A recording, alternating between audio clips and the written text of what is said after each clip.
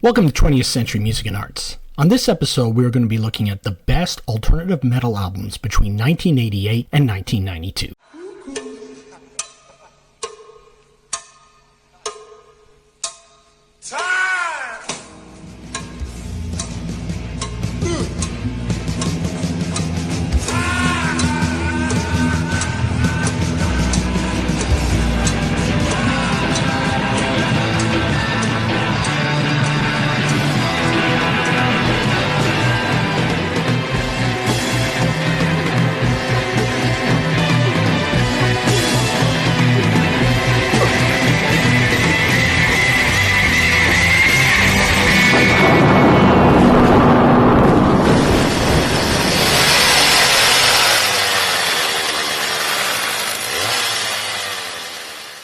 Within the 4 years between 1988 and 1992, major labels began to recognize that there was music that was heavy that did not necessarily fit into the sort of conventional metal formats. At that time, in the mainstream, there was hair metal, and to some degree, there was also heavy metal.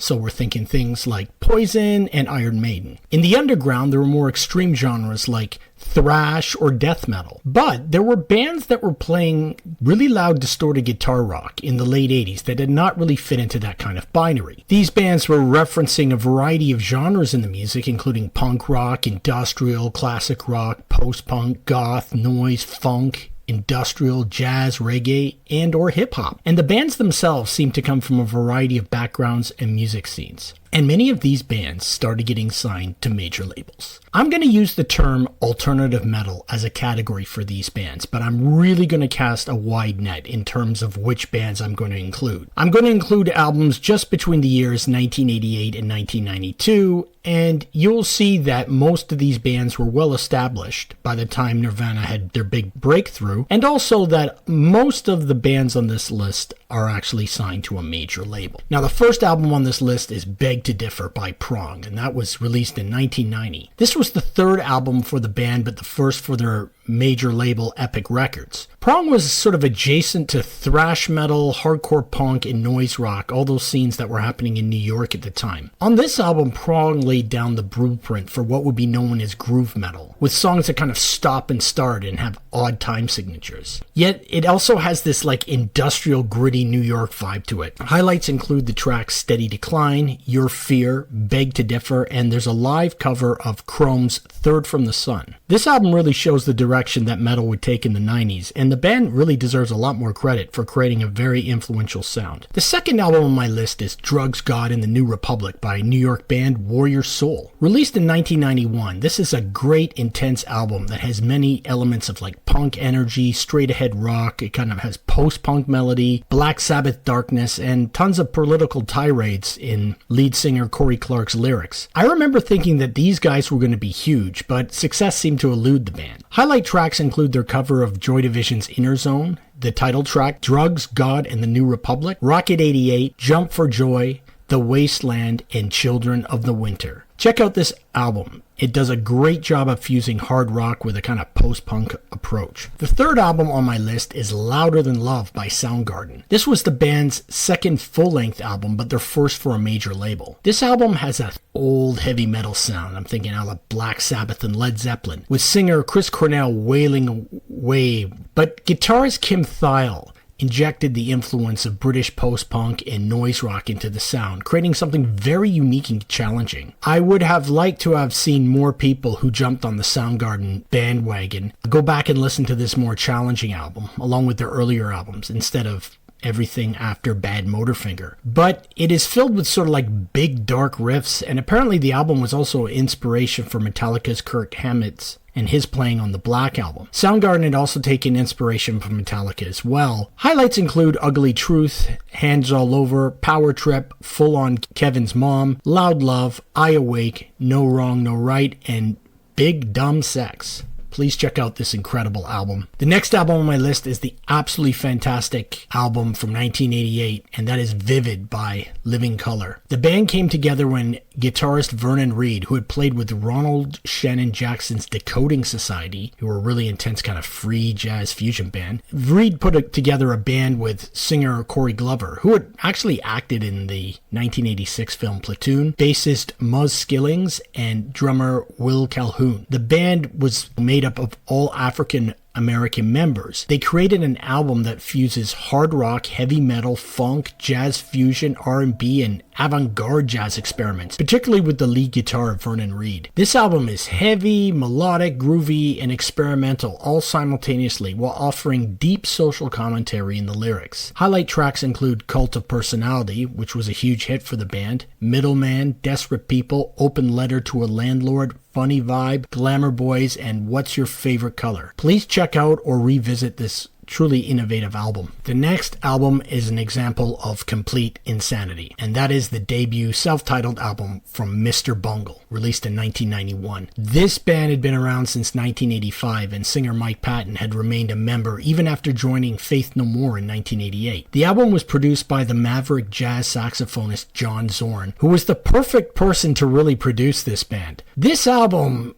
where do I start? It combines thrash metal, ska, funk, maybe kind of polka, circus music, free jazz, and just absolute chaos and a whole lot of humor. You really need to hear this album, as no matter how I try to describe the sound, I will not do it justice. There are keyboards and horns that add to the thick metal sound, and singer Mike Patton does some of the most unique things I've ever heard anyone do with their voice. The music is constantly changing, and the listener feels like they are trapped in like a post-apocalyptic Alice in Wonderland. Highlight tracks include Quote Unquote, was also known as Travolta, Squeeze Me Macaroni, Carousel, Egg, My Ass Is on Fire, and Love Is a Fist. Please check out this indescribable album. Next on the list is the 1989 album by the Red Hot Chili Peppers, and that is, of course, Mother's Milk. This was the first album with guitarist John Frusciante and drummer Chad Smith after the death of guitarist Hillel Slovak and the departure of drummer Jack Irons. This is the archetypal funk metal album, and there is a thicker metal sound production here than on their earlier releases. The musicianship on this album is incredible, with the bass playing of Flea is like a lead instrument. Highlight tracks include Good Time Boys, the incredible cover of Stevie Wonder's Higher Ground, Magic Johnson, Nobody Weird Like Me, Knock Me Down, Taste the Pain. There's a cover of Fire by Jimi Hendrix, and Johnny Kick a Hole in the Sky. This album would help the band reach a larger audience, and unfortunately would spawn many imitators. Check out this album from start to finish. Next on the list is the debut album by Type O Negative, Slow, Deep, and Hard, released in 1991. This album is a combination of thrash metal, doom metal, and it's got elements of hardcore punk, industrial, and goth, though it was less gothy than what the band would be known later for in their career. Throughout the album, there are keyboards and strange sounds, giving the album a really eerie atmosphere. Former Carnivore frontman Peter Steele belts out very angry, sarcastic, and quite politically incorrect lyrics. Highlight tracks on the album include Unsuccessfully Coping with the Natural Beauty of Infidelity, Zero Tolerance, Prelude to Agony, and Gravitational Constant. Please check out this intense and dark album. The next album is the chaotic and fantastic album by Fishbone, The Reality of My Surroundings, released in 1991. This very unique band had been around since 1979 and had a sound that fused ska, punk, reggae, jazz, soul, funk, and metal. On this album, they really bring on the thickness of metal and channel it through the spirit of the legendary funk act Parliament Funkadelic. With 7 members in the band, they include members playing horns, saxophones, and keyboards, allowing them to integrate numerous other genres like ska and even 1920s hot jazz. Highlight tracks include Fight the Youth, Housework, Death March, Behavioral Control Technician, Pressure, and Sunless Saturday. This album is arguably the band's peak, but please check out all the material by this band. The next album is the 1990 debut album by Alice in Chains, Facelift. Instead of speeding up Black Sabbath like the thrash bands had done, they slowed slowed down the sound and channeled it through a whole lot of wah-wah pedal and blues. The vocals of Lane Staley are absolutely incredible and soar over the music, and unfortunately again would spawn numerous imitators in the 90s. They have this absolutely dark atmosphere to their sound that was the antithesis of the good time vibe of hair metal. Unlike some other Seattle bands, there's not a lot of punk here. This sound is serious hard rock.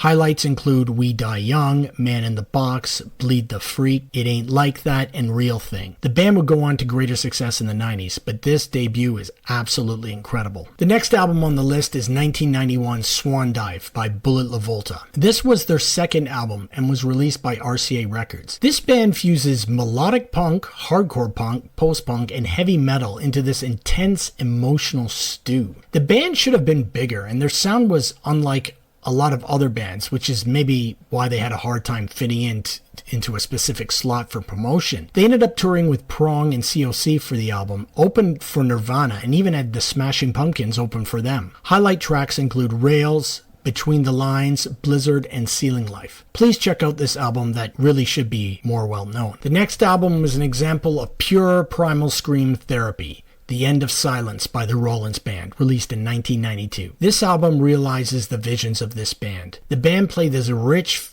heavy fusion of Black Sabbath with King Crimson and the Ma Venusia Orchestra.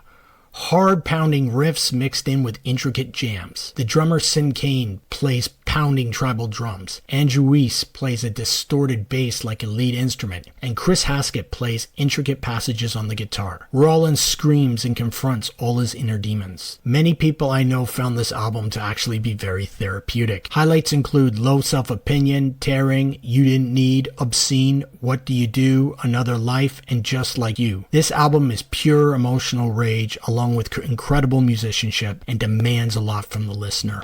Check it out. The next album is The Real Thing by Faith No More from 1989. This album was the first with singer Mike Patton. The album would have a massive influence on the development of music in the 90s. The band combines thrash metal, funk, hip-hop, and alternative rock. Patton both sings and raps throughout the album, and his voice is absolutely magnificent. The production is big, and like the track of the album, it's epic. The inclusion of keyboards actually adds to the thickness of the metal sound. The album was successful, and the song Epic became a massive hit for the band and peaked at number 9 on the US Top 100 after the video went into heavy rotation on MTV. An unfair comparison with the Red Hot Chili Peppers was made, but I feel it was kind of a lazy comparison as the two bands really sound completely different. Highlights includes From Out of Nowhere, Epic, Surprise You're Dead, The Real Thing, Woodpecker from Mars, and their cover of Black Sabbath's War Pigs. Please check out this essential album. Next up is the third studio album from crossover thrash band Corrosion of Conformity,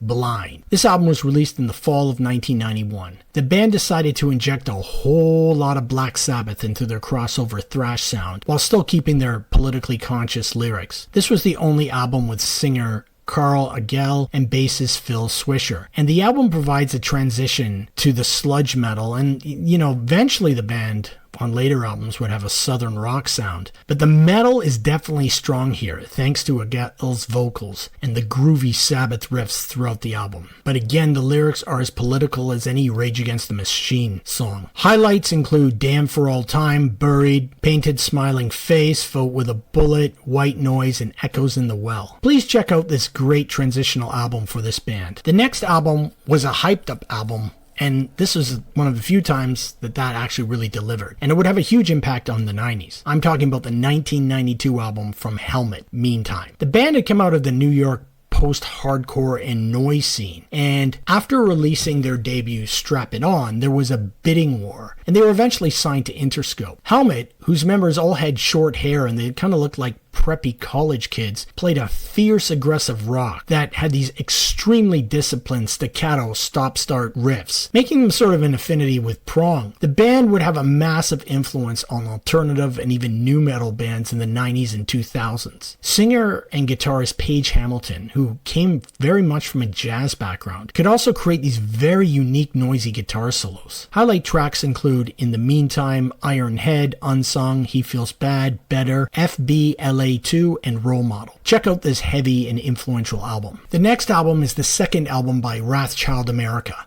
3D. This album came out during the tail end of the thrash metal era in 1991. And while this album is very much still in that category of music, this album also has elements of funk, jazz fusion, and even reggae. The musicianship of this album is amazing, and it is unfortunate that this band was not more well known. Highlight tracks include 3D Man, Spy, Forever Alone, Surrounded by Idiots, What's Your Pleasure, and 11. Please check out this lesser known album. Now we have the noisy and punishing album from Fudge Tunnel, Hate Songs in E minor, released in 1991. This is pure sludge metal noise rock at its finest. They play with a level of feedback-drenched riffs that I wish more grunge sounded like. This UK band plays at punishing volume and has a sound akin kinda to the Melvins, but it has this ugly, almost extreme metal element to it as well. Highlight tracks include Hate Song, Breadcrumbs, Kitchen Belt, Boston Baby, and there's covers of Cream's Sunshine of Your Love and Ted Nugent's Cat Scratch Fever. Fans of things like Swans, Godflesh, The Melvins, and Unsane will really dig this album. Next on the list is the 1990 album from Mind Over 4, The Goddess. The band created a unique fusion of prog rock, thrash metal, funk, sometimes singer-songwriter elements, hard rock, and punk. The musicianship on this album is fantastic and it's complex, but the vocals of Spike Xavier kind of bring it all together into a cohesive structure. This band was extremely underrated, and I really wish that more people knew of this album. The whole album is solid, but highlight tracks include Prayer for the Dying, The Goddess, 12 Days of Wind, Post, and Autumn's Here. Please check out this album by this unbelievably talented band. The next album is the absolutely magnificent Nothingface by Voivod, released in 1989. This Quebec band originally started as kind of an extreme thrash metal band, would evolve into a fusion of thrash metal with progressive rock and all kinds of avant-garde influences. Nothingface is like the full realization of this vision. The musicianship here is incredible, and the band constantly changes time signatures, and the lyrics and overall vision of the album is immersed in kind of a dark science fiction world. Some of the riffs were actually influenced by the composition Rite of Spring by Russian composer Igor Stravinsky. Highlight tracks include The Unknown Knows, Nothingface, there's a cover of Pink Floyd's Astronomy Donomy, X-Ray Mirror, Pre-Ignition, and Sub-Effect. This conceptual album is amazing from start to finish. Next up is the debut album from the Smashing Pumpkins, Gish, released in 1991. It definitely contains sounds of what you would hear later in the decade from the band. But the sound here is a little bit different. It's in line with like kind of the alternative rock grunge bands at the time, but there's also this heavy dream pop and psychedelic influence. And there's also kind of a thickness of a stoner rock as well. There is a big production here to incorporate all these influences. Highlight tracks include Siva, Bury Me, Crush, Window Pane, and Daydream. Check out this lesser known album by this very famous band from the 90s. Staying with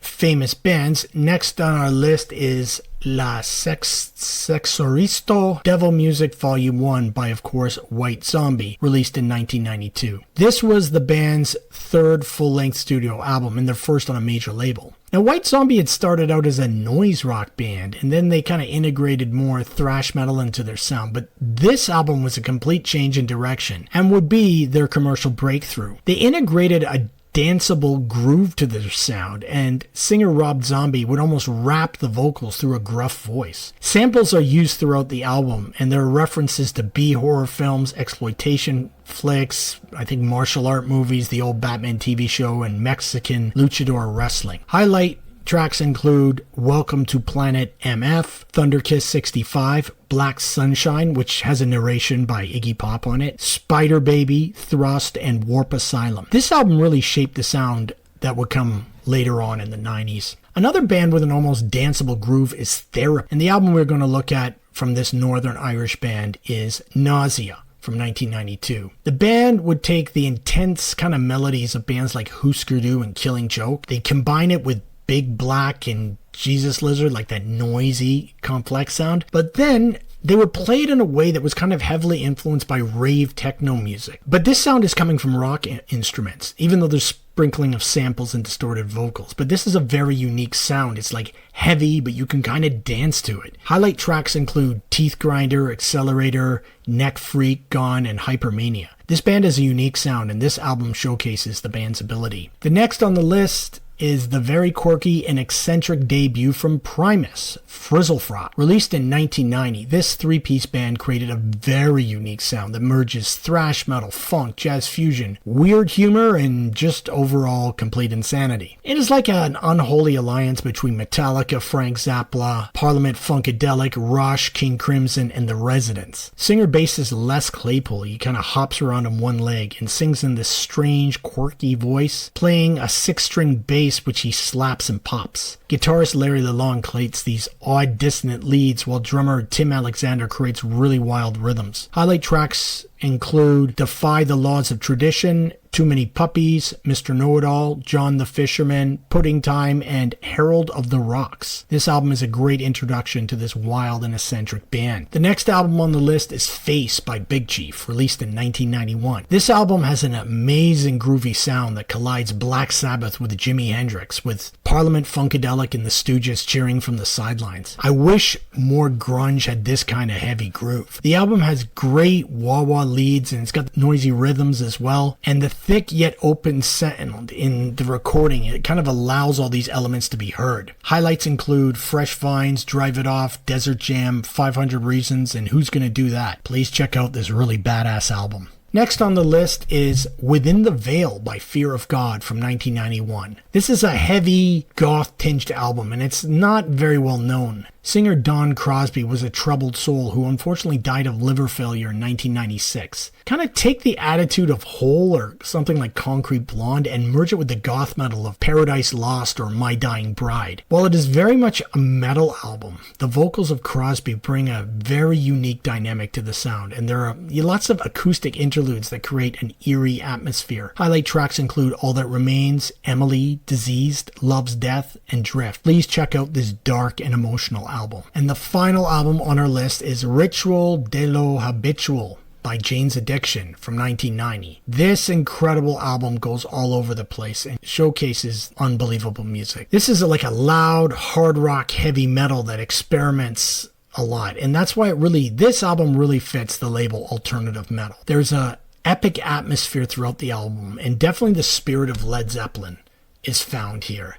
And there's this level of lead guitar playing that unfortunately would disappear for a while during the 90s. The band really plays a lot of funky rhythms, and singer Perry Farrell uses his voice like an instrument. Now, standout tracks include Stop, Ain't No Wrong, No Right, Obvious, and Of Course. But the highlight on this album, for me anyway, is the 10-minute epic journey of 3 days, which is arguably one of the best build-ups, or it has one of the best build-ups in the history of rock music, and it really crescendos in a magnificent way. This album is an essential listen to understand how alternative and rock music really merged in the late 80s and early 90s. Thank you for watching 20th Century Music and Arts. I have to say that going back and listening to all these albums, it made me think I'm really sad that this era of music is over. There was so much creativity at this time, and unfortunately, I think the commercialization of alternative music after Nirvana broke through really killed the unique approach that a lot of these bands had to their music. Some of these bands would go on to have massive success, while others would fade into obscurity. But I would say, please check out all these albums. Please like, share, subscribe, and or comment, and let me know, do you have a favorite album on this list?